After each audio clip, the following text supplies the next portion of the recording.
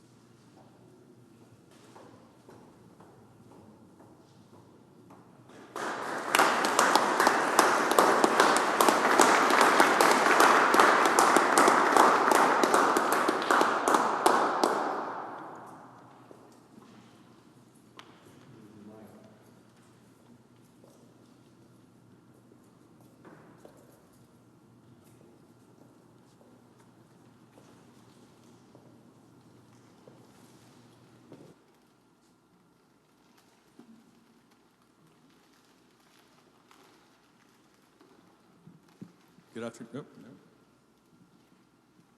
Is this on? Is this on? Okay. Good afternoon, everyone. Great to see you all. Thank you for having me, a violist, at Bach Violin and Organ Fest 2023. I'm really delighted to be here. I love this music. It's not music that I get to play a lot as a string quartet violist. I don't get to play Bach almost ever because, or for people at least, because during Bach's time, the string quartet hadn't even been invented yet. So this is really a special experience for me.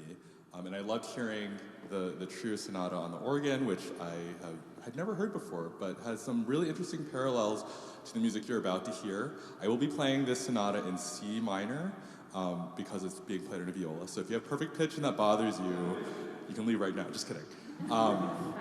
This piece, I believe the first three concerts were of the three partitas played by Andrew and Mari back there and Shu. And you'll hear a lot of similarities in this piece as well, but the sonatas, in my opinion, and I think some scholars would probably agree with me, are more about counterpoint than dance in the ways that the partitas are. So counterpoint meaning the way that voices interact, and specifically independent voices that may be related to each other but are completely stand on their own. And you'll hear that really highlighted in the second movement, the fugue. But you'll hear that throughout, in the first three movements especially, and even in the last movement, you'll hear this idea of counterpoint. The interesting thing about the fugue and putting it on this program is that Bach was an organist, as you probably know by now, and so he really had that in mind. An organ has multiple keyboards, and an organist has multiple hands and feet to play. We, violists and violinists and cellists, only have 4 fingers and 4 strings with which to play different voices. So Bach had to really innovate the way that he allowed us to not only accompany ourselves harmonically, because indeed we usually just play one line. If you look at our music, we just have one line of music, and it's usually a pretty melody, but not so in this. It's still one line of music, but you'll see that he puts 4 voices on each staff. So he had to find really innovative technical ways of having the viola or violin do that. And you'll hear that in the second movement, the fugue. It's a very simple theme that is presented at the very beginning, but then you hear that very quickly it's layered by a second voice, and then a third voice, and then a fourth voice. And throughout the movement, you'll have to hear the interplay and the reemergences and the handoffs between those voices. The third movement, also notable because I was just listening to the trio sonata, is similar in the rhythmic character of the slow movement of the organ trio sonata. It's a Siciliana rhythm, which is like dum, bum, bum, bum, bum, bum. But this one has a completely different character to it, whereas in the organ trio sonata, it was quite melancholy. This one has a more pastoral country dance feeling to it. And then the last movement, of course, as I think Andrew said in his concert, if you were there, is the barn burner of the show. And you'll hear it's perpetual motion. It doesn't stop its rhythm. Only twice throughout the movement will you hear any break, until the very last note, after which I will go ice down my hands.